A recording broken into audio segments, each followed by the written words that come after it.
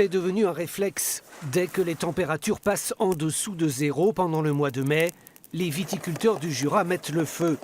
De la paille aspergée d'eau pour créer un écran de fumée et protéger la vigne au lever du soleil.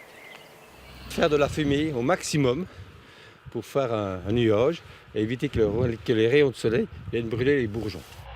Ce matin, les vignes du Jura semblaient une fois de plus hantées par des spectres. Un beau décor qui aurait pu tourner au désastre sur une route départementale près d'Arbois. Sans doute surpris par ce brouillard artificiel, une dizaine d'automobilistes sont entrés en collision sans faire de blessés graves. L'état des voitures dit la violence du choc. Les viticulteurs redoutent ce type d'accident. On savait que ça pouvait arriver parce qu'il me semble que c'est déjà arrivé en Bourgogne. On ne souhaitait vraiment pas que ça arrive, malheureusement ça arrivait ce matin. C'est ce que je vous disais tout à l'heure. Après, il y avait aussi un petit peu de brouillard. Je ne veux pas dire que ce n'est pas de notre faute, mais il y avait quand même un petit peu de brouillard dans la plaine. Le brouillard plus la fumée, c'est des facteurs qui ont fait qu'effectivement, on ne voyait pas grand-chose, quoi.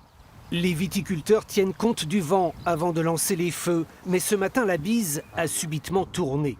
L'emploi du feu fait toujours l'objet d'une demande en préfecture. Elle avait été accordée.